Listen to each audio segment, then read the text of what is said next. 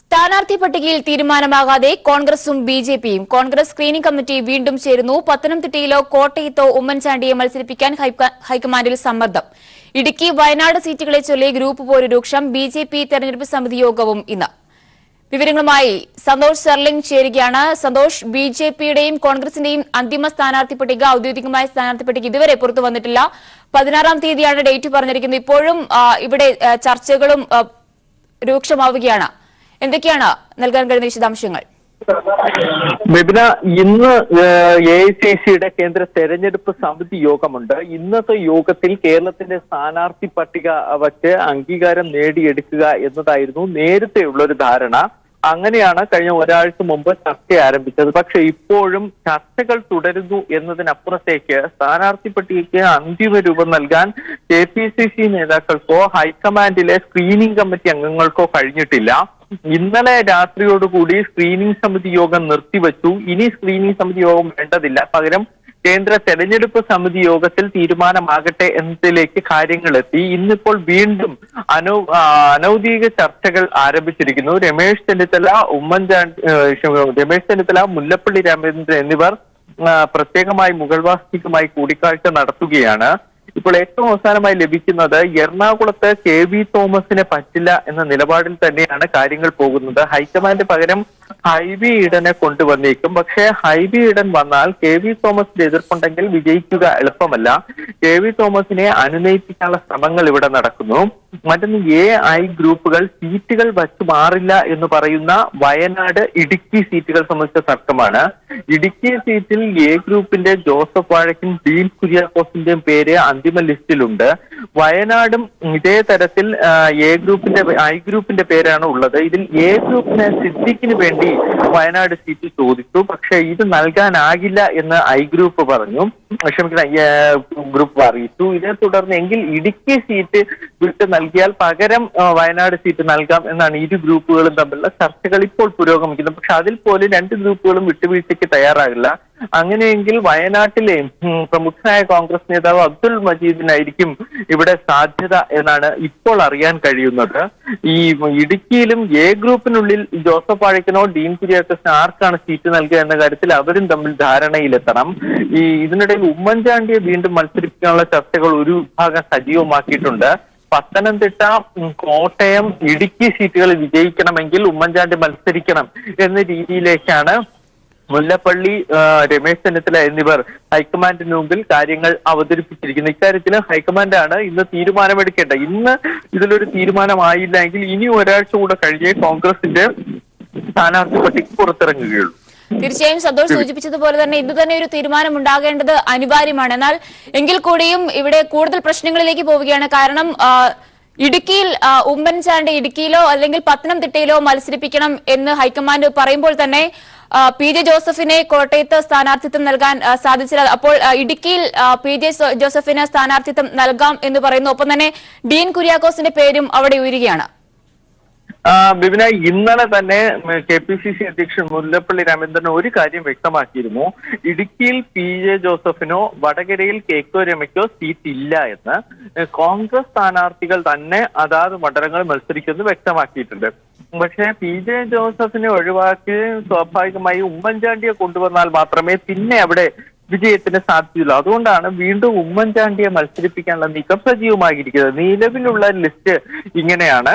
തിരുവനന്തപുരത്ത് sitting MP Sasi Tharoor തന്നെ. ആറ്റിങ്ങലിൽ അടൂർ പ്രകാശ് MLA കൊണ്ടുവരാനാണ് ഇപ്പോൾ അവസാന പരിഗണന പട്ടികയിൽ ഉള്ളത്. അനിൽ ബോസ് അടക്കമുള്ളവർ സജീവമായി ആ സീറ്റുകളിലേക്ക് പരിഗണിക്കപ്പെടുന്നുണ്ട്. കൂടാതെ പത്തനംതിട്ടയിൽ സിറ്റിംഗ് MP ആന്റോ ആന്റണി തന്നെ.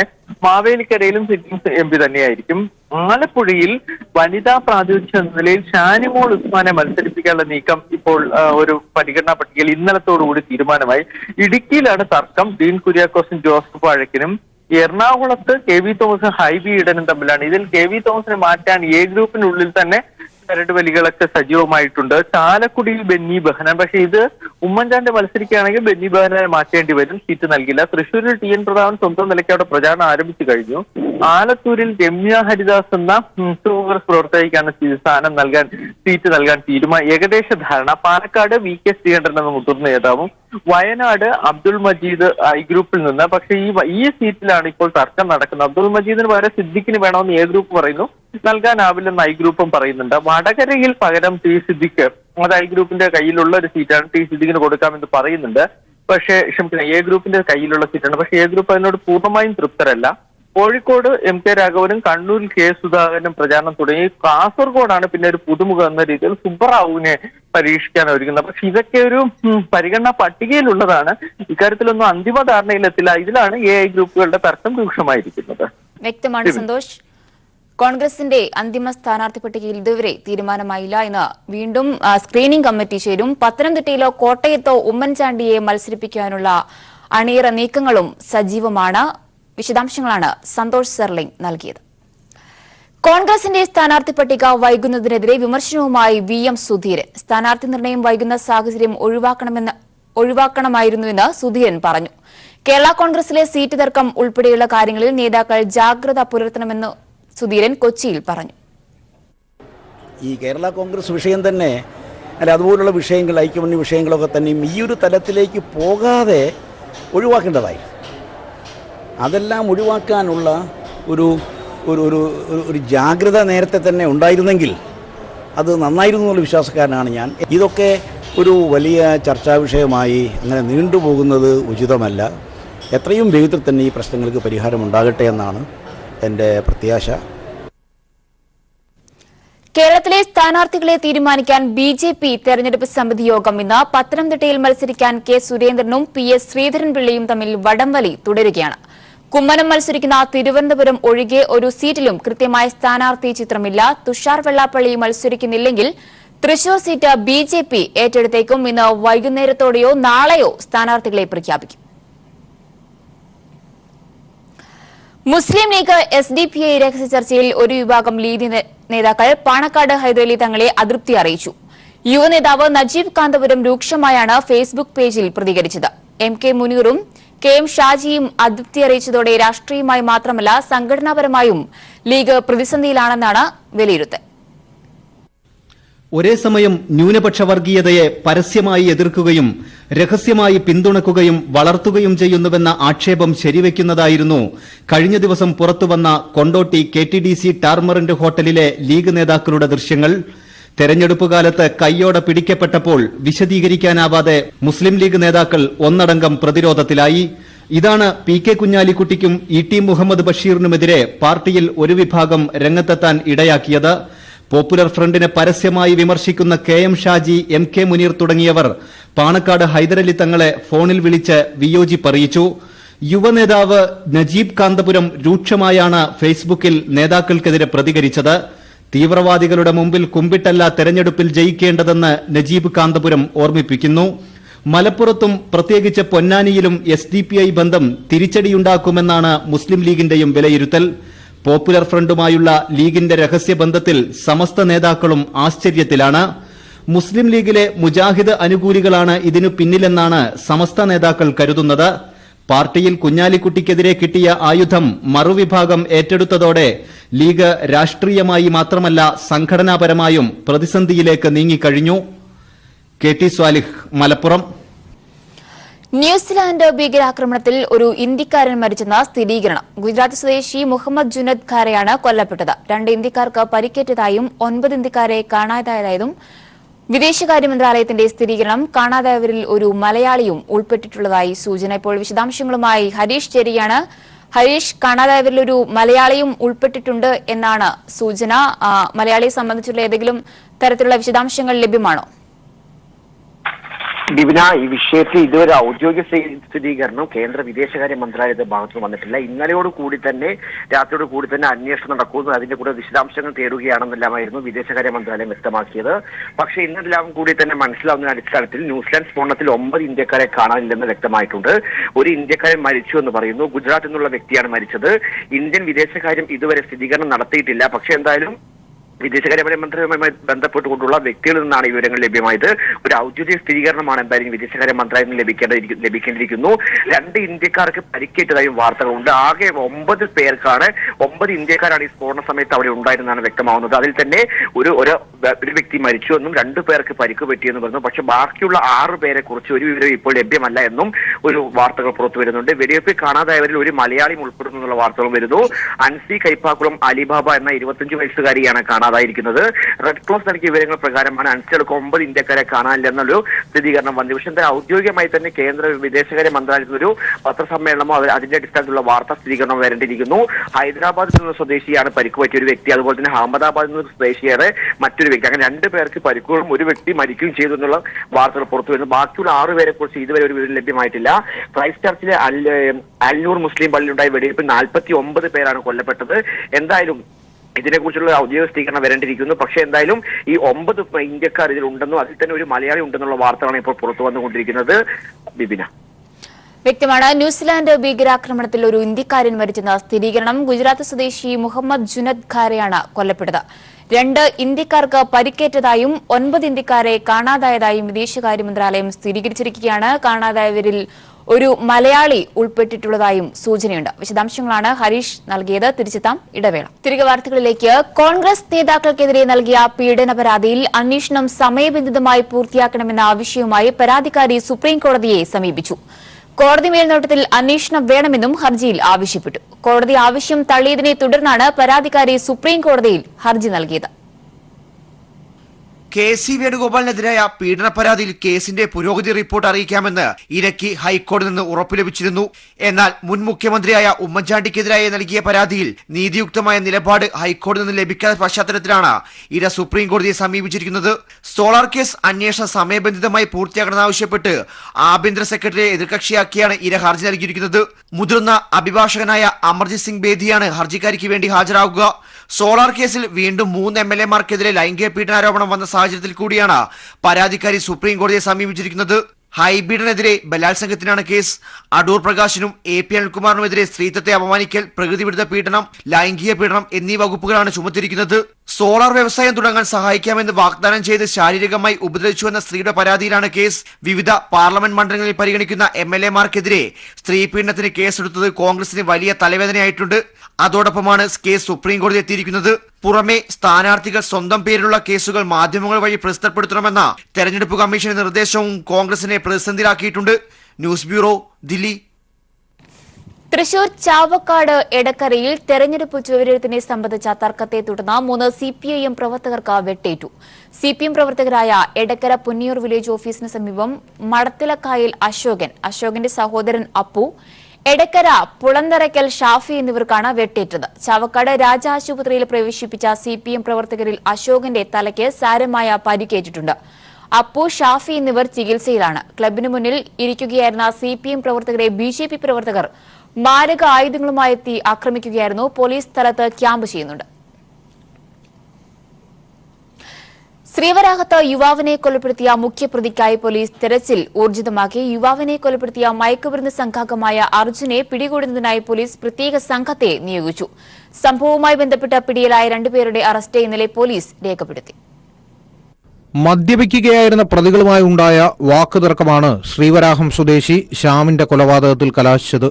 കൊലപാതകം നേരിട്ട് നിർവഹിച്ച അർജുനെയാണ് പോലീസ് ഇപ്പോൾ തിരയുന്നത്.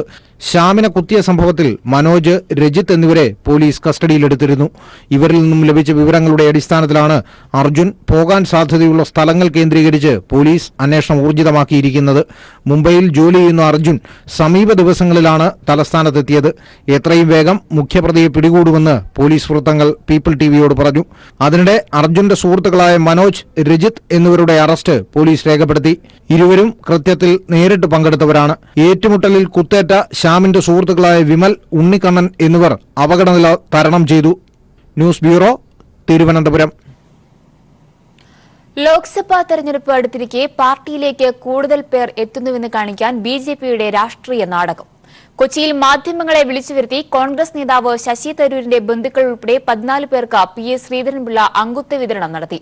എന്നാൽ തങ്ങൾ നേരത്തെ തന്നെ BJP പ്രവർത്തകരാണെന്നും ഇത്തരത്തിൽ പ്രത്യേകമായ ചടങ്ങ് നടത്തിയത് എന്തിനെന്ന് അറിയില്ലെന്നും തരൂരിന്റെ ബന്ധുക്കൾ പ്രതികരിച്ചതോടെയാണ് ഇലക്ഷൻ സ്റ്റണ്ടിനു വേണ്ടി തയ്യാറാക്കിയ തിരക്കഥയാണെന്ന് വ്യക്തമായത്. ടോം വടക്കൻ BJPയിൽ ചേർന്നതിന് പിന്നാലെ ഇനിയും കൂടുതൽ കോൺഗ്രസ് നേതാക്കൾ പാർട്ടിയിലേക്ക് എത്തുമെന്ന BJP സംസ്ഥാന അധ്യക്ഷൻ PS ശ്രീധരൻപിള്ള അവകാശ പ്രഖ്യാപനം നടത്തിയിരുന്നു. പിന്നാലെ കൊച്ചിയിലെ മാധ്യമപ്രവർത്തകർക്ക് അറിയിപ്പും കിട്ടി. ശശി തരൂരിന്റെ ബന്ധുക്കളടക്കം 14 പേർ BJP അംഗത്വം സ്വീകരിക്കുന്നുവെന്നായിരുന്നു അറിയിപ്പ്. പറഞ്ഞതുപോലെ തന്നെ ശശി തരൂരിന്റെ ചെറിയച്ഛൻ ശശികുമാർ, ചെറിയമ്മ ശോഭന ശശികുമാർ അടക്കം 14 പേർ സംസ്ഥാന അധ്യക്ഷനിൽ നിന്നും അംഗത്വവും സ്വീകരിച്ചു. ഇനിയാണ് യഥാർത്ഥ നാടകത്തിന്റെ ചുരുളഴിയുന്നത്. അംഗത്വം വാങ്ങിയവർ ഫോട്ടോ സെക്ഷനായി സഹകരിക്കാൻ തയ്യാറാകാതെ എളുപ്പം വേദി വിടാനുള്ള തിരക്ക് കൂട്ടി. സംശയം തോന്നിയ മാധ്യമപ്രവർത്തകർ തരൂരിന്റെ ബന്ധുക്കളോട് കാര്യം ചോദിച്ചപ്പോഴാണ് BJP നേതാക്കൾ നേരത്തെ തയ്യാറാക്കിയ തിരക്കഥയിൽ അറിയാതെ എത്തിയ അഭിനേതാക്കളാണ് തങ്ങളെന്ന് അവർ അറിഞ്ഞത്. തങ്ങൾ നേരത്തെ തന്നെ BJP പ്രവർത്തകരാണെന്നും ഇത്തരത്തിൽ പ്രത്യേക ചടങ്ങ് നടത്തിയത് എന്തിനെന്ന് അറിയില്ലെന്നുമായിരുന്നു അവരുടെ പ്രതികരണം. കർമ്മസമിതി അംഗമായ പത്മജിയാണ് ഈ നാടകവേദിയിൽ എത്തിച്ചതെന്നും അവർ വെളിപ്പെടുത്തി. അല്ല, ഞങ്ങൾ എപ്പോഴും BJP തന്നെ, എപ്പോഴും BJP തന്നെ. എന്തിനും ഇവർ അതൊക്കെ ചോദിക്കുന്നത്? പത്മജി വിളിച്ചോണ്ട് വന്നതാ. അങ്ങനെ ആദ്യം മുതലേ പ്രവർത്തിക്കുന്നവരാണെങ്കിൽ എന്തിനാണ് ഇങ്ങനെ ഒരു പരിപാടിയുടെ ആവശ്യം ഉണ്ടായിരുന്നത്? അത് പത്മജിയോട് ചോദിക്കാം, എനിക്കറിയില്ല. പത്മജിയോട് ചോദിക്കൂ, ഞാനല്ലല്ലോ ഇതിന്റെ ആള്. BJP ഇലക്ഷൻ മാർക്കിന് പോയത് പത്മജിയൊപ്പം പത്മജ നിന്നപ്പോ പ്ലേസ്മെന്റ് ആയിരിക്കും. നുണക്കഥകൾ പ്രചരിപ്പിക്കുന്നതിൽ യാതൊരു മടിയുമില്ലാത്ത പാർട്ടിയാണ് BJP എന്ന് ഈ അടുത്ത കാലത്ത് പലതവണ തെളിയിച്ചിട്ടുണ്ട്. ശ്രീധരൻപിള്ളയ്ക്ക് മുന്നിൽ പലപ്പോഴും ട്രോളർമാർ പോലും തലകുനിച്ചു. എന്തായാലും കൊട്ടിഘോഷിച്ച് നടത്തിയ അംഗത്വ വിതരണ നാടകവും പതിവ് പോലെ തിരശ്ശീല താഴും മുമ്പേ പൊളിയുകയും ചെയ്തു. News bureau, Kochi. Pathanamthitta parliament മണ്ഡലത്തിലെ ഇടതുപക്ഷ ജനാധിപത്യ മുന്നണി സ്ഥാനാർത്ഥി വീണ ജോർജിന്റെ അസംബ്ലി മണ്ഡല കൺവെൻഷനുകൾ ആരംഭിച്ചു. തിരുവല്ലയിൽ നടന്ന കൺവെൻഷൻ മുൻ ജലവിഭവ വകുപ്പ് മന്ത്രി മാത്യു ടി തോമസ് ഉദ്ഘാടനം ചെയ്തു. ഇടത് ജനാധിപത്യ മുന്നണിയുടെ ആദ്യഘട്ട തെരഞ്ഞെടുപ്പ് കൺവെൻഷനുകൾ പൂർത്തിയായതോടെ അസംബ്ലി മണ്ഡല കൺവെൻഷനുകൾ ആരംഭിച്ചു. പത്തനംതിട്ട പാർലമെന്റ് മണ്ഡലത്തിലെ ഇടതുമുന്നണി സ്ഥാനാർത്ഥി വീണ ജോർജിന്റെ തിരുവല്ല മണ്ഡലം കൺവെൻഷൻ മുൻ ജലവകുപ്പ് മന്ത്രി മാത്യു ടി തോമസ് ആണ് ഉദ്ഘാടനം ചെയ്തത്. വൻ ജനസഞ്ചയമാണ് കൺവെൻഷനിൽ പങ്കെടുക്കാനായി എത്തിച്ചേർന്നത്. പത്തനംതിട്ട ജില്ലയിലെ 5 അസംബ്ലി മണ്ഡലങ്ങളും കോട്ടയം ജില്ലയിലെ പൂഞ്ഞാർ, കാഞ്ഞിരപ്പള്ളി മേഖലകളിൽ കൂടി ചേർന്നതാണ് പത്തനംതിട്ട പാർലമെന്റ് മണ്ഡലം. ഈ മണ്ഡലത്തിൽ കഴിഞ്ഞ 10 വർഷമായി യാതൊരുവിധ വികസന പ്രവർത്തനങ്ങളും മുൻ MP നടത്തിയിട്ടില്ല എന്ന് വീണ ജോർജ് പറഞ്ഞു. ഈ പാർലമെന്റ് മണ്ഡലത്തിൽ കഴിഞ്ഞ 10 വർഷക്കാലം നമുക്ക് ഏതെങ്കിലും ദേശീയപാതകൾ കിട്ടിയതായി അറിയുമോ? അറിയില്ല. കാരണം ഒട്ടേറെ സാധ്യതകളുള്ള ഈ മണ്ഡലത്തിൽ ഒരു ദേശീയപാത പോലും പുതിയതായി കൊണ്ടുവരുവാൻ ഈ 10 വർഷ കാലയളവിനുള്ളിൽ കഴിഞ്ഞിട്ടില്ല എന്നുള്ളതാണ് യാഥാർത്ഥ്യം. കൺവെൻഷനിൽ വിവിധ ഇടതുപക്ഷ ജനാധിപത്യ മുന്നണികളുടെ നേതാക്കളും പങ്കെടുത്തു. News bureau, Pathanamthitta. കൊല്ലം ലോക്സഭാ മണ്ഡലം ഇടതുമുന്നണി സ്ഥാനാർത്ഥി KN ബാലഗോപാലിന് വേണ്ടിയുള്ള തെരഞ്ഞെടുപ്പ് പ്രചരണ ഗാനമിറങ്ങി. ഡിവൈഎഫ്ഐ കൊല്ലം ചവറ ഈസ്റ്റ് മേഖലാ കമ്മിറ്റിയാണ് പ്രചരണ ഗാനത്തിന്റെ ശില്പികൾ.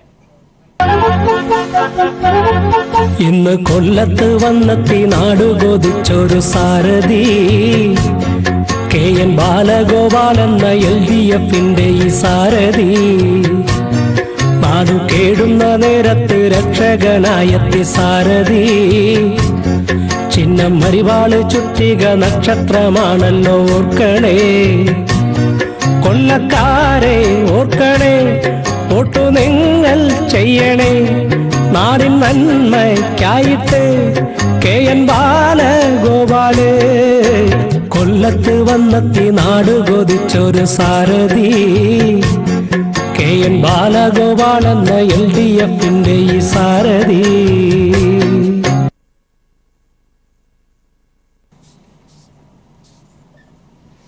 ചവറ ഇനിയും ചുമക്കുമെന്നും ഇടതുമുന്നണി സ്ഥാനാർത്ഥി KN ബാലഗോപാലിന് വിജയം ഉറപ്പെന്ന് ചവറ MLA വിജയൻ പിള്ള. മണ്ഡലത്തിലെ വികസനവും ജനമനസ്സും ഒരുപോലെ ഇടതിനൊപ്പമെന്നും വിജയൻ പിള്ള പറഞ്ഞു. ചവറയിൽ RSPയുടെ തട്ടകത്താണ് വിജയൻപിള്ള വെണ്ണിക്കുടി പാറിച്ചത്. അദ്ദേഹത്തിന് കിട്ടിയ ഭൂരിപക്ഷം തന്നെ അതിനൊരു തെളിവാണ്. നാട്ടുകാരുടെ ആവശ്യമായിരുന്നു ചവറയിൽ വിജയൻപിള്ളയെ സ്ഥാനാർത്ഥിയാക്കണമെന്നുള്ളതും ഞങ്ങൾക്ക് MLA വേണമെന്നുള്ളത് നാട്ടുകാരുടെ ആവശ്യമായിരുന്നു. ഇപ്പോൾ അദ്ദേഹമാണ് ഇടതുമുന്നണി സ്ഥാനാർത്ഥി KN ബാലഗോപാലിന് വേണ്ടി തെരഞ്ഞെടുപ്പ് രംഗത്ത് പ്രചരണത്തിന് ചവറ മേഖലയിൽ ചുക്കാൻ പിടിക്കുന്നത്. ഏതൊക്കെ രീതിയിലാണ് ചവറയിൽ നിന്നുള്ള വോട്ട് തേടാനുള്ള തന്ത്രം അതെങ്ങനെയാണ് ആവിഷ്കരിക്കുന്നത്? ജനങ്ങളുടെ ഒരു പ്രതികരണം എങ്ങനെയായിരിക്കും? തീർച്ചയായിട്ടും ജനങ്ങൾ നമുക്ക് അനുകൂലമായിട്ട് പ്രതികരിക്കും. കാരണം നമ്മളെ MLA ആയിട്ട് തെരഞ്ഞെടുത്തതിന് ശേഷം ജനങ്ങൾക്ക് വേണ്ടി ഈ പ്രദേശത്തൊട്ടാകെ പ്രവർത്തിക്കുന്ന ഒരു സാധാരണ MLA ആണ് ഞാൻ. അല്ലാതെ ഞാൻ MLA സ്ഥാനം ഉപയോഗിച്ച് ഒരു അഹങ്കാരങ്ങളും ഇന്ന് വരെ ഒരു വ്യക്തികളോടെയും കാണിക്കാൻ പോയിട്ടില്ല. അവർക്ക് വേണ്ടി പ്രവർത്തിക്കുക, അവരോടൊപ്പം നിൽക്കുക. അതിൻ്റെ ഒരു ഉദാഹരണമാണ് കഴിഞ്ഞ ഈ 2.5 വർഷം കഴിഞ്ഞ് പൂർത്തീകരിച്ചപ്പോഴത്തേക്ക് ഏതാണ്ട് 250 കോടി രൂപയുടെ വികസനങ്ങൾ നമ്മുടെ പ്രദേശത്ത് കൊണ്ടുവരാനും പാവപ്പെട്ടവർക്ക് വേണ്ടിയുള്ള വികസന പ്രവർത്തനങ്ങളിൽ പങ്കാളിയാവാനും എനിക്ക് കഴിഞ്ഞിട്ടുണ്ട്. തീർച്ചയായിട്ടും KN ബാലഗോപാലിന് അതിൻ്റേതായ ഗുണങ്ങൾ എന്തായാലും ശരി LDFന്റെ സ്ഥാനാർത്ഥിക്ക് കിട്ടും. അദ്ദേഹത്തിനെ വിജയിപ്പിക്കുന്ന ഇപ്പോൾ കിട്ടിയൊരു വാർത്തയിലേക്ക് പോവുകയാണ്. കൈപ്പത്തി ചിഹ്നത്തിൽ മത്സരിക്കാൻ PJ ജോസഫിനോട് കോൺഗ്രസ് ആവശ്യപ്പെട്ടതായി സൂചന. മാണി ഗ്രൂപ്പിനെ പിളർത്താനുള്ള കോൺഗ്രസിന്റെ അണിയറ നീക്കങ്ങളാണ് ഇതിലൂടെ വ്യക്തമാകുന്നത്. വിശദാംശങ്ങളുമായി ലെസ്ലി ചേരുകയാണ്. ലെസ്ലി, വിശദാംശങ്ങൾ.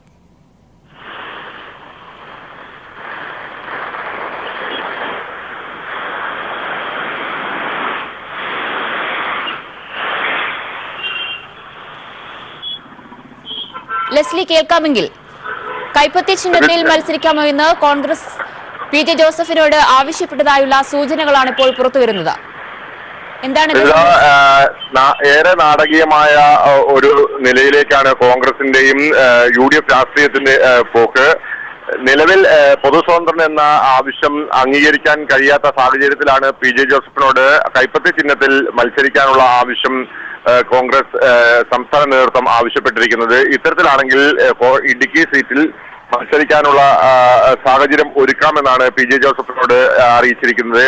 നമുക്ക് മനസ്സിലാക്കാൻ കഴിയുന്നത് ചെന്നിത്തലയാണ് ഇത്തരമൊരു ആവശ്യം മുൻപോട്ട് വെച്ചിരിക്കുന്നത്. എന്തായാലും PJ ജോസഫിനെ കൈപ്പത്തി ചിഹ്നത്തിൽ നിർത്തിക്കൊണ്ട് കേരള കോൺഗ്രസിനെ ദുർബലപ്പെടുത്തി പിളർത്തുക എന്നുള്ളത് തന്നെയാണ് കോൺഗ്രസ് ഇതിലൂടെ ലക്ഷ്യം വെക്കുന്നത്. മാത്രമല്ല തർക്കമുള്ള 2 സീറ്റുകളിൽ പൊതുസ്വതന്ത്രൻ വേണ്ട എന്ന നിലപാട് നേരത്തെ തന്നെ ഹൈക്കമാൻഡ് സ്വീകരിച്ചിരുന്നു. ഇതിനെ മറികടക്കാൻ കൈപ്പത്തി ചിഹ്നത്തിലൂടെ PJ ജോസഫിനാവും എന്നുള്ളത് മാത്രമല്ല, ഇടുക്കി സീറ്റ് എക്കാലത്തേക്കും കോൺഗ്രസിന്റെ സീറ്റാക്കി മാറ്റാനുള്ള ഒരു തീരുമാനം കൂടി ഇതിന്റെ പിറകിലുണ്ട്. എന്തായാലും കേരള കോൺഗ്രസ് മാണി വിഭാഗത്തെ പിളർത്തിക്കൊണ്ട് ദുർബലമാക്കിക്കൊണ്ട് UDFനെ ശക്തിപ്പെടുത്തുക എന്ന നിലയിൽ ആണ് ഇപ്പോൾ കാര്യങ്ങൾ നീങ്ങുന്നത്.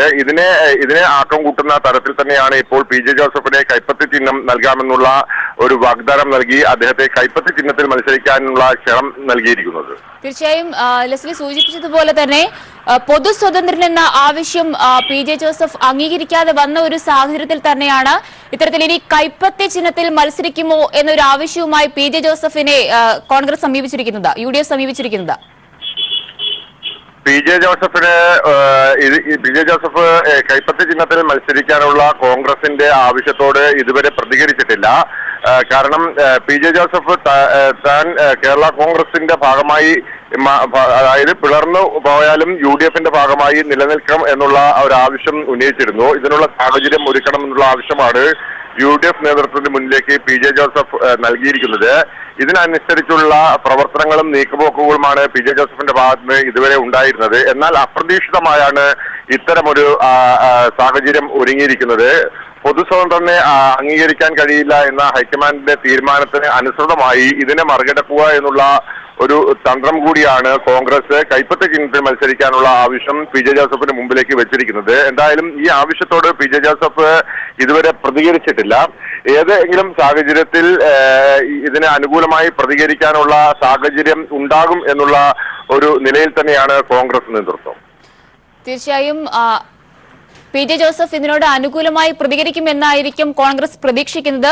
ഈ ഒരു അവസരത്തിൽ മറ്റൊരു കാര്യം കൂടി, ഇതിനോട് ജോസഫ് എങ്ങനെയാണ് പ്രതികരിച്ചിരിക്കുന്നത്? PJ ജോസഫ് ഈ വിഷയത്തിൽ ഇതുവരെ പ്രതികരിച്ചിട്ടില്ല. വളരെ പക്വമായ രാഷ്ട്രീയ തീരുമാനം കൈക്കൊള്ളേണ്ട വിഷയമായതുകൊണ്ട് തന്നെ PJ ജോസഫ് വ്യക്തമായ ആലോചനകൾക്ക് ശേഷം മാത്രമേ ഇത്തരത്തിൽ കോൺഗ്രസിന്റെ ഔദ്യോഗിക ചിഹ്നമായ കൈപ്പത്തി ചിഹ്നത്തിൽ മത്സരിക്കാനുള്ള തീരുമാനം കൈക്കൊള്ളുള്ളൂ. കാരണം ജോസഫിന് മാത്രമായി ഇത്തരത്തിലൊരു തീരുമാനം കൈക്കൊള്ളാൻ കഴിയില്ല. പഴയ ജോസഫ് വിഭാഗത്തെ ഏകീകരിച്ചുകൊണ്ട് മുൻപോട്ട് കൊണ്ടുപോകുക എന്നുള്ളതാണ് PJ ജോസഫ് ഇപ്പോൾ നടത്തുന്ന തീരുമാനം.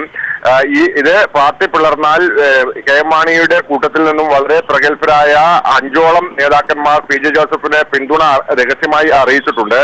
ഇത്തരത്തിൽ പാർട്ടി പിളരുന്ന സാഹചര്യം ഉണ്ടായാൽ ജോസഫിനോടൊപ്പം നിൽക്കാമെന്ന വാഗ്ദാനമാണ് ഇവർ നൽകിയിരിക്കുന്നത്. ഇതിന് പ്രധാന കാരണം നിലവിൽ ഈ പ്രശ്നങ്ങൾക്കെല്ലാം കാതലായ പ്രശ്നങ്ങളുടെ ഏറ്റവും പ്രധാന വിഷയം ജോസ് കെ മാണിയുടെ അപ്രമാണിത്വം തന്നെയാണ്. ജോസ് കെ മാണി പാർട്ടിയിൽ സൂപ്പർ പവർ ആകാൻ ശ്രമിക്കുന്നതിന്റെ പരിണിത ഫലമാണ് ഇപ്പോൾ പി ജെ അടക്കമുള്ളവരുടെ തെറ്റിപ്പിരിയലിന്റെ വക്കോളം എത്തിയിരിക്കുന്നത്. ഇത് മറ്റ് മാണി വിഭാഗത്തിനൊപ്പം നിൽക്കുന്ന നേതാക്കന്മാർക്കും ജോസ് കെ മാണിയുടെ ഇത്തരം പ്രവർത്തനങ്ങളെ ന്യായീകരിക്കാൻ പരസ്യമായി ന്യായീകരിക്കുന്നുവെങ്കിലും രഹസ്യമായി ഇവരുടെ പിന്തുണ പി ജെ ജോസഫിനുണ്ട്. അതുകൊണ്ട് തന്നെയാണ് പാർട്ടി ഏതെങ്കിലും സാഹചര്യത്തിൽ പിളരുകയാണെങ്കിൽ പി ജെ ജോസഫിനോടൊപ്പം ഉറച്ചു നിൽക്കുമെന്നുള്ള ഒരു വാഗ്ദാനം ഇവർ നൽകിയിരിക്കുന്നത്. എന്തായാലും ഇതിനിടയിലാണ് പാർട്ടി പിളർത്താനുള്ള അതിന് ആക്കം കൂട്ടുന്ന നടപടിയുമായി കോൺഗ്രസും രംഗത്തെത്തിയിരിക്കുന്നത്. ഇതിന്റെ ഒരു ഏറ്റവും അവസാനത്തെ ഇതായാണ് ഇപ്പോൾ നമുക്ക് കൈപ്പത്തി ചിഹ്നത്തിൽ മത്സരിക്കാൻ ജോസഫ് തയ്യാറുണ്ടോ എന്നുള്ള ആവശ്യം ജോസഫിന് മുന്നിൽ തന്നെ വെച്ചിരിക്കുന്നത്. എന്തായാലും അദ്ദേഹം ഈ വിഷയത്തോട് ഇതുവരെ പ്രതികരിച്ചിട്ടില്ല. തീർച്ചയായും മാണി കോൺഗ്രസിൽ ചെറിയ രീതിയിലുള്ള തർക്കങ്ങൾ പുകയുമ്പോൾ അതിനെ ഊതിപ്പെരിപ്പിക്കുക എന്നിട്ട് അതിനെ വോട്ടാക്കി മാറ്റുക എന്നുള്ള ഒരു രീതി തന്നെയാണ് ഇവിടെ കോൺഗ്രസ് എടുക്കുന്നത് എന്ന് തന്നെയാണ് മനസ്സിലാക്കാൻ സാധിക്കുന്നത്. ഇത്തരത്തിൽ പി ജെ ജോസഫിനോട് കൈപ്പത്തി ചിഹ്നത്തിൽ മത്സരിക്കണം എന്ന ആവശ്യവുമായി രമേശ് ചെന്നിത്തല തന്നെ നേരിട്ട് അദ്ദേഹത്തെ സമീപിക്കുകയായിരുന്നു എന്നാണോ ലഭിക്കുന്ന സൂചനകൾ? ബിബിന, കഴിഞ്ഞ ദിവസം സ്ക്രീനിംഗ് കമ്മിറ്റിയിലാണ് ഇതുമായി ബന്ധപ്പെട്ട സീറ്റ് തർക്കവുമായി ബന്ധപ്പെട്ട വിഷയം ഉയർന്നു വന്നത്. ഇതിൽ പ്രധാനമായും വടകരയിലും ഇടുക്കിയിലും പൊതുസ്വതന്ത്രൻ എന്ന നിലയിൽ 2 സ്ഥാനാർത്ഥികളെ നിശ്ചയിക്കണമെന്നുള്ള ആവശ്യമാണ് പ്രധാനമായും ഉയർന്നു വന്നിരുന്നത്. ഇതിൽ വടകരയിൽ കെ രമയെയും ഇടുക്കിയിൽ പി ജെ ജോസഫിനെയും UDF-ന്റെ പൊതുസ്വതന്ത്രർ എന്ന നിലയിൽ നിർത്തി വിജയിപ്പിച്ചെടുക്കുക എന്നുള്ളതായിരുന്നു സംസ്ഥാന നേതൃത്വത്തിന്റെ ലക്ഷ്യം. എന്നാൽ ഇത് ഹൈക്കമാൻഡ് തിരുത്തുകയാണ് ഉണ്ടായത്. ഇപ്പോഴത്തെ രാഷ്ട്രീയ സാഹചര്യത്തിൽ കോൺഗ്രസിന് കൂടുതൽ സീറ്റുകൾ ആവശ്യമാണെന്ന നിലപാട് തന്നെയായിരുന്നു ഹൈക്കമാൻഡ് ഈ വിഷയത്തിൽ കൈക്കൊണ്ടത്. അതുകൊണ്ട് തന്നെ കോൺഗ്രസിന്റെ ചിഹ്നത്തിൽ പാർട്ടി സ്ഥാനാർത്ഥികൾ മാത്രം പരമാവധി സ്ഥലങ്ങളിൽ മത്സരിച്ചാൽ മതി എന്ന നിലപാടിലേക്കാണ് ഹൈക്കമാൻഡ് പോയത്. അതുകൊണ്ടാണ് ഈ 2 സ്ഥലങ്ങളിലേക്കും പൊതുസ്വതന്ത്രന്മാരെ ഉൾക്കൊള്ളാൻ കഴിയാത്ത അവസ്ഥ സംസ്ഥാന നേതൃത്വം എത്തിച്ചേരുന്നത്. ഇതിനെ മറികടക്കുക എന്നുള്ള നിലയ്ക്ക് തന്നെയാണ് കോൺഗ്രസിന്റെ ഔദ്യോഗിക ചിഹ്നമായ കൈപ്പത്തി ചിഹ്നത്തിൽ ജോസഫിനോട് മത്സരിക്കാനുള്ള ആവശ്യം ഉന്നയിച്ചിരിക്കുന്നത്. അത്തരത്തിൽ ജോസഫ് മത്സരിക്കുകയാണെങ്കിൽ ഇടുക്കി സീറ്റ് കോൺഗ്രസിന്റെ അക്കൗണ്ടിലേക്ക് എത്തുകയും ചെയ്യും. ഒപ്പം തന്നെ മാണി ഗ്രൂപ്പിനെ ദുർബലപ്പെടുത്താനും കഴിയുമെന്നുള്ള ഒരു ചിന്തയാണ് ഉള്ളത്. നിലവിൽ കോൺഗ്രസിന് UDF-ൽ ഏറ്റവും വലിയ പ്രതിസന്ധി സൃഷ്ടിച്ചിരിക്കുന്നത് കെ എം മാണിയാണ്. കെ എം മാണിയും രാഷ്ട്രീയ നിരീക്ഷകൻ ജേക്കബ് ജോർജ് കൂടി നമ്മോടൊപ്പം ചേരുകയാണ്. ശ്രീ ജേക്കബ് ജോർജ്, താങ്കൾ നമ്മുടെ വാർത്തയിൽ നിന്നും അറിഞ്ഞിരിക്കുമെന്ന് കരുതുന്നു. ഇപ്പോൾ കൈപ്പത്തി ചിഹ്നത്തിൽ മത്സരിക്കണമെന്ന ആവശ്യവുമായി കോൺഗ്രസ് പി ജെ ജോസഫിനെ സമീപിച്ചിരിക്കുകയാണ്. തീർച്ചയായും ഈ ഒരു നീക്കത്തിലൂടെ മാണി കോൺഗ്രസിൽ ചെറിയ രീതിയിലുള്ള തർക്കങ്ങൾ ഇപ്പോൾ പുകയുന്ന ഒരു സമയത്ത് ഇതിനെ കൂടുതൽ ആളിക്കത്തിക്കുക, മാണി ഗ്രൂപ്പിനെ പിളർത്തുക എന്നൊരു ലക്ഷ്യത്തോടു കൂടിയുള്ള നീക്കങ്ങൾ തന്നെയല്ലേ കോൺഗ്രസിന്റെ ഭാഗത്തു നിന്നും ഉണ്ടായിരിക്കുന്നത് എന്ന് സംശയിക്കേണ്ടിയിരിക്കുന്നു. ഹലോ, ശ്രീ ജേക്കബ് ജോർജ്, കേൾക്കാമെങ്കിൽ ഇപ്പോൾ പി ജെ ജോസഫിനോട് കൈപ്പത്തി ചിഹ്നത്തിൽ മത്സരിക്കാൻ കഴിയുമോ എന്ന ആവശ്യവുമായി ഇപ്പോൾ പി ജെ ജോസഫിനെ കോൺഗ്രസ് സമീപിച്ചിരിക്കുന്നതായുള്ള വാർത്തകളാണ് പുറത്തുവരുന്നത്. മനസ്സിലായി. എനിക്ക് ഈ കാര്യം അറിയില്ല. കേരള കോൺഗ്രസിനെ കുറിച്ച് വളരെ സജീവമായിട്ട് തന്നെ ഞാൻ മനസ്സിലാക്കിക്കൊണ്ടിരുന്നു. പക്ഷെ ഈ ഒരു പ്രത്യേക കാര്യം കോൺഗ്രസ് പി ജെ ജോസഫിനോട് കൈപ്പത്തി ചിഹ്നത്തിൽ മത്സരിക്കാൻ നിർദ്ദേശിച്ച കാര്യം ഞാൻ അറിഞ്ഞിട്ടില്ല. അങ്ങനെ ഒരു പ്രപ്പോസൽ വന്നാൽ ജോസഫ് ഗ്രൂപ്പ് അത് സ്വീകരിക്കുമോ എന്ന കാര്യം എനിക്ക് സംശയമുണ്ട്. കാരണം കേരള കോൺഗ്രസ് ജോസഫ് ഗ്രൂപ്പ് വീണ്ടും സജീവമായിട്ട് നിലനിർത്താൻ ആഗ്രഹിക്കുകയാണ്. പി ജെയും കൂടെയുള്ളവരും പി ജെ ജോസഫും കൂടെയുള്ളവരും. ആ ഒരു സാഹചര്യത്തിൽ കൈപ്പത്തി ചിഹ്നത്തിൽ അതിന്റെ നേതാവ് മത്സരിക്കുക എന്ന് പറഞ്ഞാൽ ആ പാർട്ടിയുടെ അന്തസ്സത്ത് തന്നെ ഇല്ലാതാവും. അതത്ര പെട്ടെന്ന് നടക്കുന്ന കാര്യമാണെന്ന് എനിക്ക് തോന്നുന്നില്ല. രാഷ്ട്രീയമായിട്ട് അത് സംഭവ്യമല്ല എന്നാണ് എന്റെ അഭിപ്രായം. കോൺഗ്രസിന് ആ ഒരു താല്പര്യം കാണുമെങ്കിലും ജോസഫ് ഗ്രൂപ്പ് അതിനോട് യോജിക്കാൻ തെളിയും ഇല്ല. തീർച്ചയായിട്ടും ശ്രീ ജേക്കബ് ജോർജ്, ഈ വിഷയത്തിൽ ഇതുവരെ പി ജെ ജോസഫ് ഇതുവരെ ഈ വിഷയത്തിൽ പ്രതികരിച്ചിട്ടില്ല എന്നതാണ് നമുക്ക് ലഭിക്കുന്ന വിവരം. അതോടൊപ്പം തന്നെ ഒരു പൊതു സ്വതന്ത്രൻ എന്ന ആവശ്യം അംഗീകരിക്കാത്തൊരു സാഹചര്യത്തിൽ കൂടി തന്നെയാണ് കൈപ്പത്തി ചിഹ്നത്തിൽ മത്സരിക്കുമോ എന്ന ആവശ്യവുമായി കോൺഗ്രസ് ഇപ്പോൾ രംഗത്തെത്തിയിരിക്കുന്നത്. അത് ഇക്കാര്യത്തിൽ കോൺഗ്രസ് ഹൈക്കമാൻഡിന്റെ നിലപാട് വളരെ ശ്രദ്ധയാകർഷിക്കുന്നുണ്ട്. കാരണം കോൺഗ്രസിന് പരമാവധി സീറ്റ് കിട്ടണം. ഈ തെരഞ്ഞെടുപ്പിൽ ആ സീറ്റുകളുടെ എണ്ണം നിർബന്ധം തന്നെയാണ്. ഒരു സീറ്റ് പോലും ഇതുപോലെയുള്ള കാര്യങ്ങളുടെ പേരിൽ വിട്ടുകളയാൻ കോൺഗ്രസിന് താല്പര്യമില്ല. അത് വളരെ വ്യക്തമാണ്. അതിനനുസരിച്ച് തന്നെ സംസ്ഥാന നേതൃത്വം തയ്യാറാവേണ്ടതുണ്ട്. ഇടുക്കി സീറ്റ് അങ്ങനെയാണെങ്കിൽ ജോസഫിനോ മറ്റാർക്കെങ്കിലും വിട്ടുകൊടുക്കുന്ന പ്രശ്നമില്ല എന്ന് തന്നെയാണ് ഇത് നൽകുന്ന സൂചന. പി ജെ ജോസഫ് കൈപ്പത്തിയിൽ മത്സരിക്കാനുള്ള സാധ്യത തീരെ ഇല്ല എന്ന് തന്നെ പറയാം ഇപ്പോഴത്തെ സാഹചര്യത്തിൽ. തീർച്ചയായും ശ്രീ ജേക്കബ് ജോർജ്, കോൺഗ്രസ് മറ്റൊരു പാർട്ടിയുടെ ആഭ്യന്തര കാര്യത്തിൽ ഇത്തരത്തിൽ ഇടപെടുന്നത് ഒരു ഇടതുമുന്നണിയുടെ മര്യാദയാണോ? ഇത് ഒരു പക്ഷേ കെ എം മാണിയുടെ അംഗീകാരമില്ലാത്തതൊന്നും നടക്കുന്നു എന്ന് എനിക്ക് തോന്നുന്നില്ല. മാണിയുടെ ഒരു സമ്മതം ഇതിന് ആവശ്യമാണ്. കാരണം ഈ തെരഞ്ഞെടുപ്പ് അടുത്തു വരുമ്പോൾ പാർട്ടികൾ തമ്മിൽ ഒരു സംഘർഷം ഉണ്ടാവുന്നത് ഒട്ടും ഭൂഷണമല്ല ഐക്യജനാധിപത്യ മുന്നണിക്ക്. അതുകൊണ്ട് തന്നെ ഇതുപോലെയുള്ള പ്രശ്നങ്ങളും പുതിയ നിലപാടുകളും പുതിയ നിർദ്ദേശങ്ങളും ഉയർന്നു വന്നാലും അത് സമവായത്തിലൂടെ മാത്രമേ നടപ്പിലാക്കാൻ പറ്റൂ. അങ്ങനൊരു വലിയ പ്രശ്നം കൂടി കോൺഗ്രസ് അഭിമുഖീകരിക്കുന്നുണ്ട്. ഇതെല്ലാം 11 മണിക്കൂറിലാണ് എന്നുള്ളതാണ് കോൺഗ്രസിനെയും UDF നേതൃത്വത്തെയും ഒക്കെ പേടിപ്പിക്കുന്ന കാര്യം. തീർച്ചയായും പാർട്ടികൾക്കുള്ളിൽ സംഘർഷങ്ങൾ ഉണ്ടാവുക എന്നുള്ളത് സാധാരണയായി സംഭവിക്കുന്ന ഒരു കാര്യമാണ്. ഇതിനെ മുതലെടുക്കാൻ ശ്രമിക്കുന്നു എന്നുള്ളതാണ് നമുക്കിവിടെ കാണാൻ കഴിയുന്നത്. അതെ, രാഷ്ട്രീയമായിട്ട് അതൊക്കെ നടക്കും. പക്ഷെ തെരഞ്ഞെടുപ്പ് വരുമ്പോൾ ഇതൊക്കെ എത്ര കണ്ട് പ്രായോഗികമാണ്, എത്ര കണ്ട് തെരഞ്ഞെടുപ്പിനെയും വോട്ടിനെയും ഒക്കെ ബാധിക്കും എന്നുള്ള കാര്യം കൂടെ ആലോചിക്കണ്ടേ. ഇതൊക്കെ വീണ്ടും വിചാരമില്ലാതെ തെരഞ്ഞെടുപ്പിന് തൊട്ട് മുമ്പ് ഇത്തരം കാര്യങ്ങളിലൊക്കെ കടക്കും എന്നെനിക്ക് തോന്നുന്നില്ല. വ്യക്തമാണ്. ശ്രീ ജേക്കബ് ജോർജ് ഈ ഘട്ടത്തിൽ ഞങ്ങളോട് പ്രതികരിച്ചതിന് കൈപ്പത്തി ചിഹ്നത്തിൽ മത്സരിക്കാമോ എന്ന ആവശ്യവുമായി കോൺഗ്രസ് പി ജെ ജോസഫിനെ സമീപിച്ചിരിക്കുകയാണ്. പൊതുസ്വതന്ത്രൻ എന്ന ഒരു ആവശ്യം കൂടി അംഗീകരിക്കാത്തൊരു സാഹചര്യത്തിലാണ് ഇത്തരത്തിലൊരു നീക്കവുമായി കോൺഗ്രസ് പി ജെ ജോസഫിനെ സമീപിച്ചിരിക്കുന്നത്.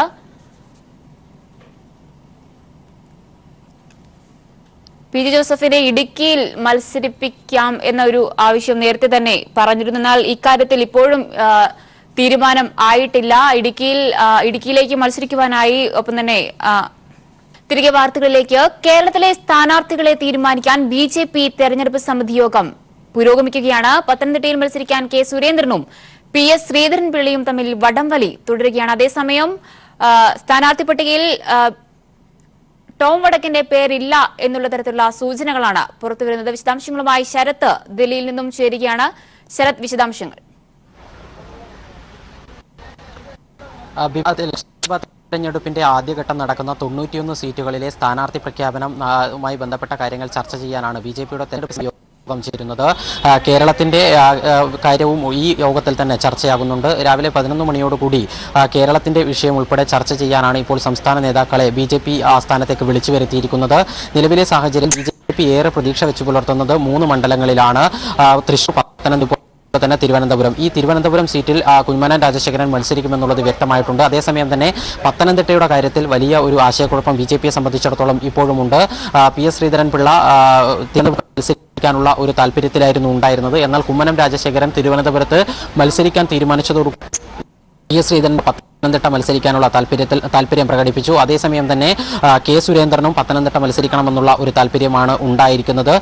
അതോടൊപ്പം തന്നെ സംസ്ഥാന ജനറൽ സെക്രട്ടറിയായ MT രമേശിനും പത്തനംതിട്ട മത്സരിക്കണമെന്ന താല്പര്യമുണ്ട്. ഈ നേതാക്കന്മാർക്കിടയിൽ പത്തനംതിട്ടയിൽ മത്സരിക്കാനുള്ള ഹിടമത്സരം ഇപ്പോഴും തുടരുകയാണ്. പത്തനംതിട്ട ലഭിച്ചില്ലെങ്കിൽ മത്സരിക്കാനേ ഇല്ല എന്നുള്ള നിലപാടിലാണ് MT രമേശ് ഉള്ളത്. അതേസമയം തന്നെ ശ്രീധരൻപിള്ള മത്സരിക്കാതിരിക്കാൻ വേണ്ടി ശ്രീധരൻ കെ സുരേന്ദ്രനെ പത്തനംതിട്ടയിൽ സ്ഥാനാർത്ഥിയാക്കണമെന്നുള്ള ഒരു നിർദ്ദേശം തെരഞ്ഞെടുപ്പ് സമിതിയിൽ ഉന്നയിക്കാനുള്ള സാധ്യതയാണ് കാണുന്നത്. അതേസമയം തന്നെ BDSന് നൽകിയ തൃശൂർ സീറ്റിൽ തുഷാർ വെള്ളാപ്പള്ളി മത്സരിക്കുമെന്ന് ഏറെ കുറവായിട്ടുണ്ട്. അദ്ദേഹം മത്സരിക്കില്ല എങ്കിൽ മാത്രമേ തൃശൂരിലേക്ക് കെ സുരേന്ദ്രനെ പരിഗണിക്കാനുള്ള സാധ്യത നിലവിലുള്ളൂ. ഈ ഒരു സാഹചര്യത്തിൽ പത്തനംതിട്ട കെ സുരേന്ദ്രൻ മത്സരിക്കാനുള്ള സാധ്യത ഏറെ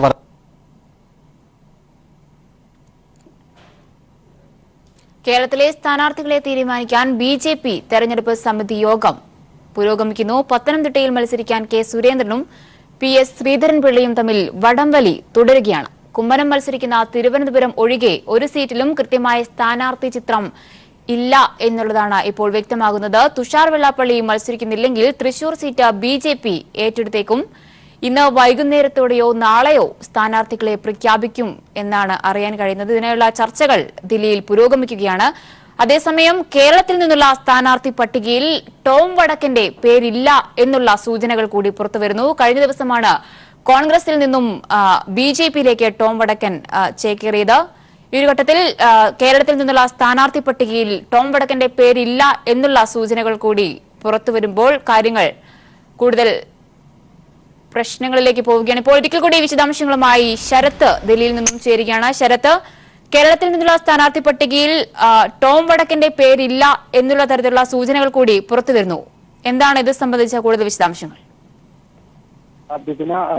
അടുത്തിടെയാണ് കോൺഗ്രസ് വിട്ട് BJPയിൽ ചേർന്ന ടോം വടക്കൻ തൃശ്ശൂരിലോ ചാലക്കുടിയിലോ മത്സരിക്കാനുള്ള താല്പര്യം BJP നേതൃത്വത്തെ അറിയിച്ചത്. എന്നാൽ സംസ്ഥാന നേതൃത്വം കോർ കമ്മിറ്റി തയ്യാറാക്കിയ പട്ടികയിൽ ടോം വടക്കന്റെ പേരില്ല.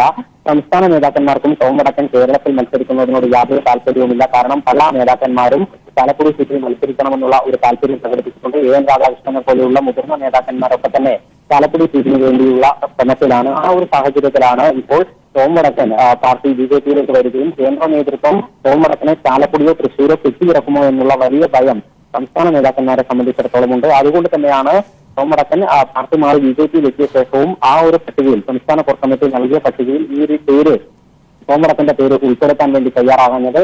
നിലവിലെ സാഹചര്യത്തിൽ ടോം വടക്കൻ മത്സരിക്കണമോ എന്നതിനെ സംബന്ധിച്ച് കേന്ദ്ര നേതൃത്വം തീരുമാനമെടുക്കട്ടെ എന്നാണ് അല്പസമയം മുൻപ് PS ശ്രീധരൻപിള്ള വ്യക്തമാക്കിയത്. ഏതായാലും BJPയെ സംബന്ധിച്ചിടത്തോളം പ്രധാനപ്പെട്ട 3 സീറ്റുകൾ, തൃശൂർ, പത്തനംതിട്ട, തിരുവനന്തപുരം എന്നീ സീറ്റുകളിൽ 2 സീറ്റുകൾ പത്തനംതിട്ടയും തൃശൂരും വലിയ ആശയക്കുഴപ്പം തന്നെ നിലനിൽക്കുന്നു എന്നുള്ളത് യാഥാർത്ഥ്യമാണ്. അതുപോലെ തന്നെ ശോഭാ സുരേന്ദ്രൻ മത്സരിക്കുമോ എന്നുള്ള കാര്യത്തിൽ, പാലക്കാട് മത്സരിക്കാൻ ശോഭാ സുരേന്ദ്രന് സീറ്റ് ലഭിക്കുമോ എന്നുള്ള കാര്യത്തിലും ചില ആശങ്കകൾ ഇപ്പോഴും നിലനിൽക്കുന്ന ഒരു സാഹചര്യമുണ്ട്. ഇന്നോ നാളെയോ ആയി സ്ഥാനാർത്ഥി പട്ടിക പ്രഖ്യാപിക്കാനുള്ള നീക്കം BJPയുടെ ഭാഗത്തു നിന്നും ഉണ്ടാകുന്നുണ്ട്. കാരണം ഇടതുമുന്നണി നേരത്തെ തന്നെ സ്ഥാനാർത്ഥി പ്രചാരണം നടത്തിക്കൊണ്ട് വലിയ ഒരു മുന്നേറ്റം നേടിയിരിക്കുന്നു. കോൺഗ്രസ് ആകട്ടെ ഇന്ന് രാത്രിയോടുകൂടി സ്ഥാനാർത്ഥി പ്രഖ്യാപനം നടത്താൻ വേണ്ടി പോകുന്നു. ഈ ഒരു സാഹചര്യത്തിൽ ഇനി സ്ഥാനാർത്ഥി പട്ടിക വൈകുന്നത് വലിയ ഒരു തിരിച്ചടി പ്രചരണ രംഗത്ത് ഉണ്ടാക്കുമെന്നുള്ള ഒരു കണക്കുകൂട്ടലിലാണ് BJP ഉള്ളത്. ആ ഒരു പശ്ചാത്തലത്തിൽ ഏതായാലും ആദ്യഘട്ടം തെരഞ്ഞെടുപ്പ് നടക്കുന്ന സംസ്ഥാനം അല്ല എങ്കിൽ പോലും ഉടൻ തന്നെ സ്ഥാനാർത്ഥി പട്ടിക പ്രഖ്യാപിക്കാനുള്ള നീക്കം BJPയുടെ ഭാഗത്തു നിന്നും ഉണ്ടാകും. ഈ തെരഞ്ഞെടുപ്പ് സമിതി യോഗത്തിന് ശേഷം പാർലമെന്ററി ബോർഡ് യോഗം ചേരും. ആ പാർലമെന്ററി ബോർഡ് യോഗമായിരിക്കും BJPയുടെ സ്ഥാനാർത്ഥി പട്ടികയുടെ പ്രസിദ്ധീകരിക്കാൻ വേണ്ടി, അല്ലെങ്കിൽ സ്ഥാനാർത്ഥി പട്ടികയ്ക്ക് അനുമതി നൽകുക. ശരത്, അതോടൊപ്പം തന്നെ ടോം വടക്കന്റെ സ്ഥാനാർത്ഥിത്വത്തെ സംബന്ധിച്ച് കേന്ദ്ര നേതൃത്വം തന്നെ ഒരു തീരുമാനം എടുക്കട്ടെ എന്നുള്ള ഒരു നിലയിലാണോ സംസ്ഥാന നേതൃത്വം തീരുമാനിച്ചിരിക്കുന്നത്? ഇതിന് അല്പസമയം മുൻപ് PS ശ്രീധരൻപിള്ള, BJPയുടെ സംസ്ഥാന അധ്യക്ഷൻ, മാധ്യമങ്ങളെ കണ്ടിരുന്നു. ആ ഘട്ടത്തിൽ PS ശ്രീധരൻപിള്ള വ്യക്തമാക്കിയത് ടോം വടക്കൻ മത്സരിക്കണമോ എന്ന കാര്യത്തിൽ കേന്ദ്ര നേതൃത്വം തീരുമാനമെടുക്കട്ടെ എന്നുള്ളതായിരുന്നു. ഇതിൽ നിന്ന് തന്നെ സംസ്ഥാന നേതാക്കന്മാർക്ക് ടോം വടക്കൻ മത്സരിക്കുന്നതിൽ യാതൊരു താല്പര്യവുമില്ല എന്നുള്ളത് വ്യക്തമാണ്.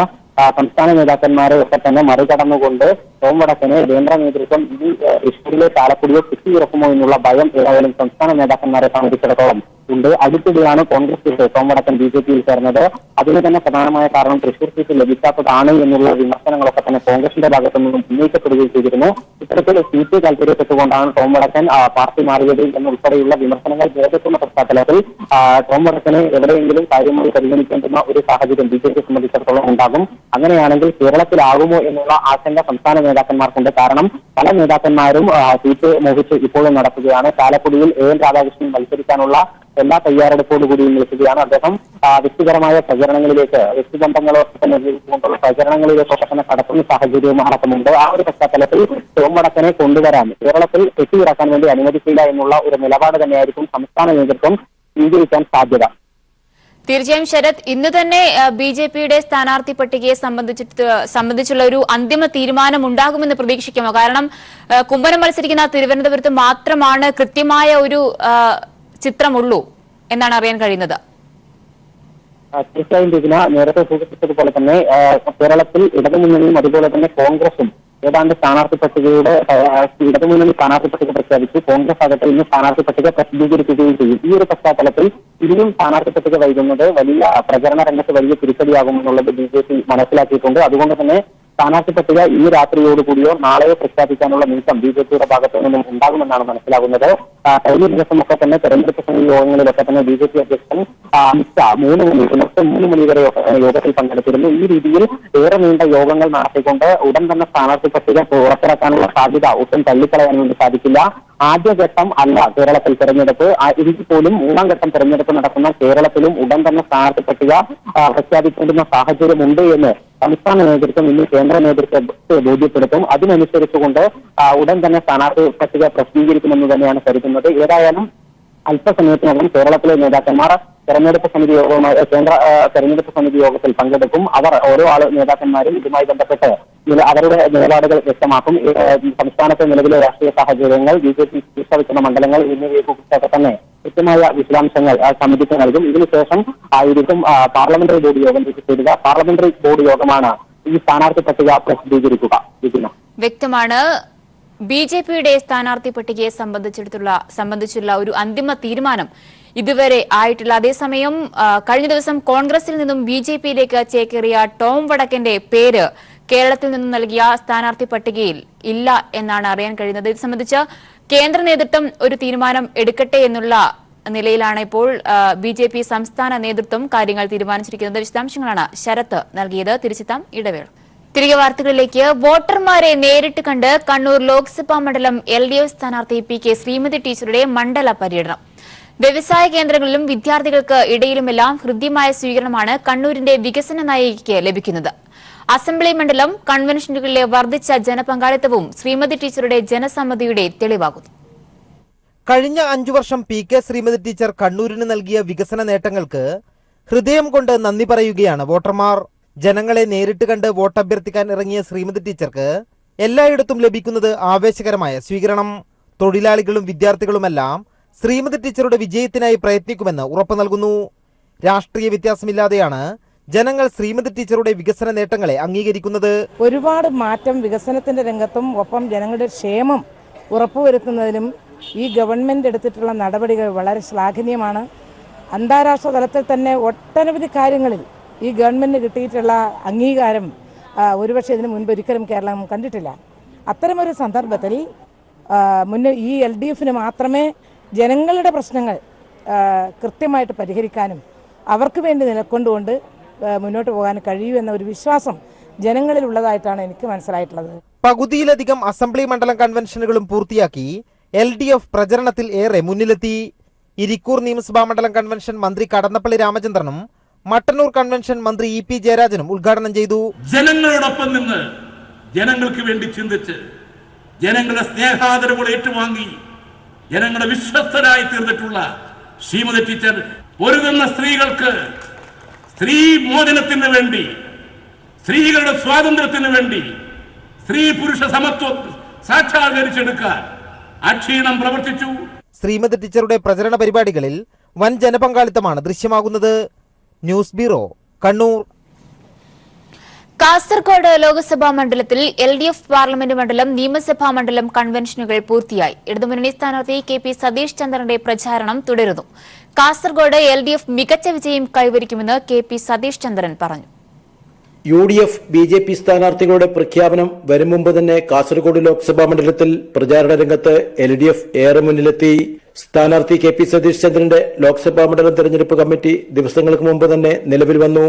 LDF നിയമസഭാ മണ്ഡലം കമ്മിറ്റികളുടെ രൂപീകരണവും പൂർത്തിയായി. ചുമരെഴുത്തുകളും പ്രചാരണ ബോർഡുകളും ബാനറുകളും വ്യാപകമായി സ്ഥാപിച്ചു കഴിഞ്ഞു.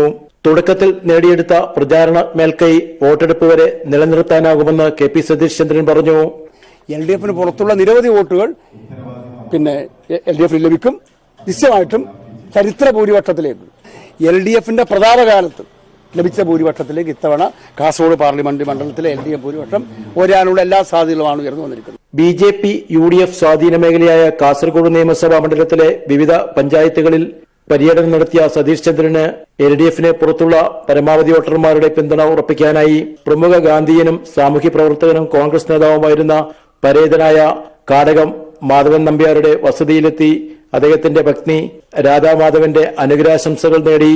ക്യാമ്പസുകളിൽ KP സതീഷ് ചന്ദ്രന് വിദ്യാർത്ഥികൾ ആവേശകരമായ വരവേൽപ്പ് നൽകി. LDF മഞ്ചേശ്വരം, കാസർഗോഡ്, തൃക്കരിപ്പൂർ നിയമസഭാ മണ്ഡലം കൺവെൻഷനുകളിലും സതീഷ് ചന്ദ്രൻ പ്രവർത്തകരെ അഭിവാദ്യം ചെയ്തു. News bureau, Kasaragod. ശക്തമായ പ്രമേയം ഉൾക്കൊണ്ട് നിർമ്മിച്ച സ്ത്രീപക്ഷ സിനിമ വഗ്നി ശ്രദ്ധേയമാകുന്നു. ശ്മശാന ജീവനക്കാരിയായ സ്ത്രീയുടെ ത്യാഗത്തിന്റെയും പ്രതികാരത്തിന്റെയും കഥ പറയുന്ന ചിത്രമാണ് വഗ്നി. പുതുമുഖ സംവിധായകൻ അദ്വൈത് ഷൈൻ ആദ്യമായി സംവിധാനം ചെയ്ത ഈ ചിത്രത്തിൽ അദ്വൈതിന്റെ അമ്മ പ്രിയ ഷൈൻ പ്രധാന കഥാപാത്രത്തെ അവതരിപ്പിച്ചിരിക്കുന്നു. ആര് ചെയ്ത പാവാണാവോ? ലഹരി തകർത്ത ഒരു കുടുംബത്തിന്റെ വേദനകളും ത്യാഗവും പ്രതിഫലിപ്പിക്കുന്നതാണ് വന്നി എന്ന ചിത്രം. സ്ത്രീക്ക് ഏറെ പ്രാധാന്യം നൽകുന്ന ചിത്രത്തിൽ പ്രിയ ഷൈനാണ് പ്രധാന കഥാപാത്രത്തെ അവതരിപ്പിച്ചിരിക്കുന്നത്. മുഖം പൊള്ളി വിരൂപയായ ശ്മശാന ജീവനക്കാരിയുടെ വേഷമാണ് പ്രിയ അവതരിപ്പിച്ചിരിക്കുന്നത്. ദേവി എന്ന കഥാപാത്രത്തിന് ജീവിതത്തിൽ നേരിടേണ്ടി വന്ന പ്രതിസന്ധികളും അവയെ അതിജീവിച്ച് ശക്തമായി മുന്നേറുന്ന ജീവിത സന്ദർഭങ്ങളും കോർത്തിണക്കിക്കൊണ്ടാണ് കഥ മുന്നോട്ടു പോകുന്നത്. പ്രതികരിക്കേണ്ട സന്ദർഭങ്ങളിൽ ശക്തമായി പ്രതികരിക്കാൻ സ്ത്രീകൾ തയ്യാറാകണമെന്ന ഒരു സന്ദേശവും ഈ സിനിമയിലൂടെ കൈമാറുന്നുണ്ടെന്ന് പ്രധാന കഥാപാത്രത്തെ അവതരിപ്പിച്ച പ്രിയ ഷൈൻ പറഞ്ഞു. ഇതൊരു നല്ല കുടുംബ ചിത്രമാണ്. ഇതിൽ ഒരുപാട് ആർഭാടങ്ങളോ ഞങ്ങൾ വെറുതെ പൈസ പരസ്യത്തിന് വേണ്ടി ചെലവാക്കിയോ ഒന്നും ഞങ്ങൾ ചെയ്തിട്ടില്ല. പ്രിയയുടെ മകനും യുവ ഛായാഗ്രാഹകനുമായ അദ്വൈത് ആദ്യമായി സംവിധാനം ചെയ്ത ചിത്രം കൂടിയാണ് വന്നി. നെച്ചൂരാൻ ഫിലിംസിന്റെ ബാനറിൽ മോനി വി ആദുകുഴിയാണ് ചിത്രം നിർമ്മിച്ചിരിക്കുന്നത്. മറ്റ് സിനിമകളിൽ നിന്ന് വ്യത്യസ്തമായി പരസ്യത്തിനു വേണ്ടി പണം ചെലവാക്കാതെ തിയേറ്ററിൽ പടം കാണാനെത്തുന്നവർക്ക് വേണ്ടി പ്രത്യേക സമ്മാന പദ്ധതികളാണ് ഒരുക്കിയിരിക്കുന്നതെന്ന് നിർമ്മാതാവ് മോനി പറഞ്ഞു. പ്രോത്സാഹനമായിട്ട് ഞങ്ങൾ ഓരോ ഷോയ്ക്കും സീറ്റ് നമ്പർ ഞറക്കെടുത്ത് 5000 രൂപ സമ്മാനം വരെ കൊടുക്കുന്നുണ്ട്. തിയേറ്ററിൽ വെച്ച് തന്നെ അപ്പോൾ തന്നെ കൊടുക്കും. സമർ റഷീദ് തിരക്കഥ എഴുതിയ ചിത്രത്തിന്റെ ഛായാഗ്രഹണം നിർവഹിച്ചിരിക്കുന്നത് MJ രാധാകൃഷ്ണനാണ്. News bureau, Kochi. തിരികെ വാർത്തകളിലേക്ക്. ശ്രീവരാഹത്ത് യുവാവിനെ കൊലപ്പെടുത്തിയ മുഖ്യപ്രതിക്കായി പോലീസ് തെരച്ചിൽ ഊർജിതമാക്കി. യുവാവിനെ കൊലപ്പെടുത്തിയ മയക്കുമരുന്ന് സംഘാംഗമായ അർജുനെ പിടികൂടുന്നതിനായി പോലീസ് പ്രത്യേക സംഘത്തെ നിയോഗിച്ചു. സംഭവവുമായി ബന്ധപ്പെട്ട പിടിയിലായ 2 പേരുടെ അറസ്റ്റ് ഇന്നലെ പോലീസ് രേഖപ്പെടുത്തി. മദ്യപിക്കുകയായിരുന്ന പ്രതികളുമായി ഉണ്ടായ വാക്കുതർക്കമാണ് ശ്രീവരാഹം സ്വദേശി ശ്യാമിന്റെ കൊലപാതകത്തിൽ കലാശിച്ചത്. കൊലപാതകം നേരിട്ട് നിർവഹിച്ച അർജുനെയാണ് പോലീസ് ഇപ്പോൾ തിരയുന്നത്. ശ്യാമിനെ കുത്തിയ സംഭവത്തിൽ മനോജ്, രജിത്ത് എന്നിവരെ പോലീസ് കസ്റ്റഡിയിലെടുത്തിരുന്നു. ഇവരിൽ നിന്നും ലഭിച്ച വിവരങ്ങളുടെ അടിസ്ഥാനത്തിലാണ് അർജുൻ പോകാൻ സാധ്യതയുള്ള സ്ഥലങ്ങൾ കേന്ദ്രീകരിച്ച് പോലീസ് അന്വേഷണം ഊർജിതമാക്കിയിരിക്കുന്നത്. മുംബൈയിൽ ജോലി ചെയ്യുന്ന അർജുൻ സമീപ ദിവസങ്ങളിലാണ് തലസ്ഥാനത്തെത്തിയത്. എത്രയും വേഗം മുഖ്യപ്രതിയെ പിടികൂടുമെന്ന് പോലീസ് വൃത്തങ്ങൾ പീപ്പിൾ ടിവിയോട് പറഞ്ഞു. അതിനിടെ അർജുന്റെ സുഹൃത്തുക്കളായ മനോജ്, രജിത്ത് എന്നിവരുടെ അറസ്റ്റ് പോലീസ് രേഖപ്പെടുത്തി. ഇരുവരും കൃത്യത്തിൽ നേരിട്ട് പങ്കെടുത്തവരാണ്. ഏറ്റുമുട്ടലിൽ കുത്തേറ്റ ശ്യാമിന്റെ സുഹൃത്തുക്കളായ വിമൽ, ഉണ്ണിക്കണ്ണൻ എന്നിവർ അപകടനില തരണം ചെയ്തു. News bureau, Thiruvananthapuram.